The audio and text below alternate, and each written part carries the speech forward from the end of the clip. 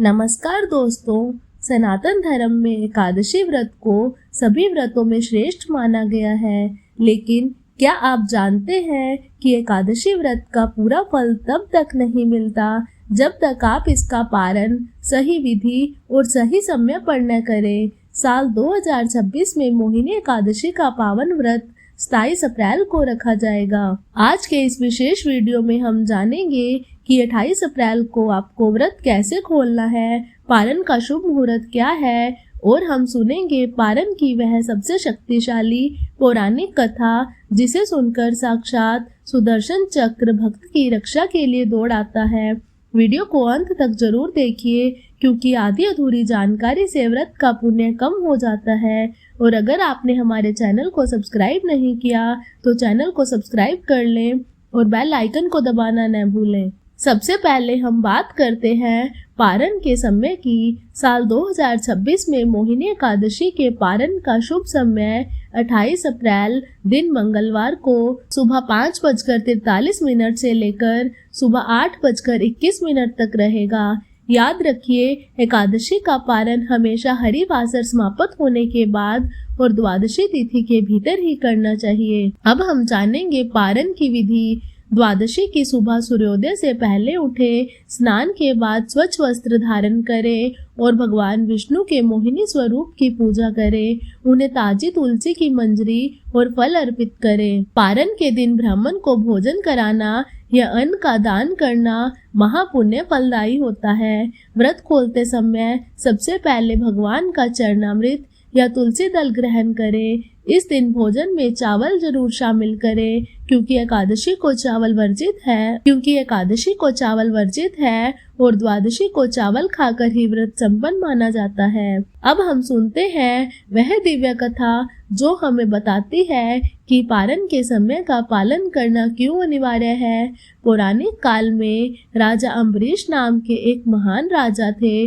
वे भगवान विष्णु के इतने बड़े भक्त थे कि राजपाट संभालते हुए भी वे हर एकादशी का निर्जला व्रत रखते थे। एक बार राजा अम्बरीश ने एकादशी का व्रत किया। अगले दिन द्वादशी थी और राजा पारण की तैयारी कर रहे थे। तभी उनके महल में महान तपस्वी दुर्वासा ऋषि अपने हजारों शिष्यों के साथ पधारे। राजा ने उनका आदर सत्कार किया और उनसे भोजन ग्रहण करने का आग्रह किया।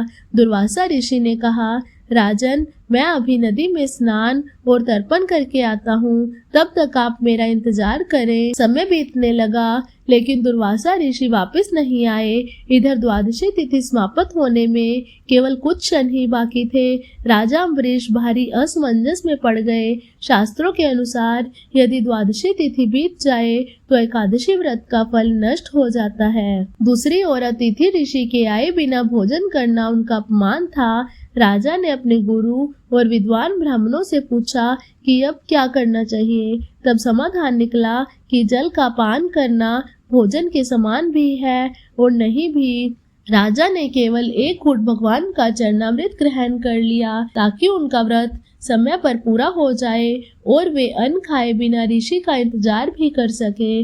जैसे ही दुर्वासा ऋषि वापस आए, उन्हें अपनी दिव्य दृष्टि से पता चल गया कि राजा ने उनसे पहले जल ग्रहण कर लिया है। वे क्रोध से कांपने लगे। उन्होंने अपनी एक जटा उखाड़ी और उससे कृत्या नाम की एक भयंकर राक्षसी पैदा की और उसे राजा को भस्म करने की आज्ञा दी। लेकिन राजा अम्बरीश डरे नहीं। वे हाथ जोड़कर भगवान विष्णु का ध्यान करने लगे।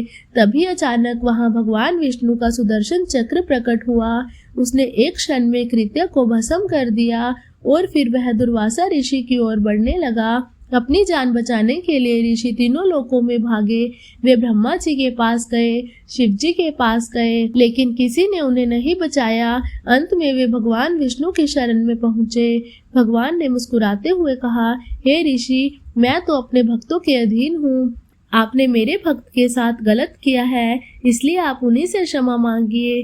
दुर्वासा ऋषि वापस राजा अम्बरीश के पास आए और उनके चरणों में गिर पड़े। राजा ने करुणा भाव दिखाते हुए सुदर्शन चक्र की स्तुति की और उसे शांत किया। तब ऋषि ने राजा को आशीर्वाद दिया और भोजन ग्रहण किया।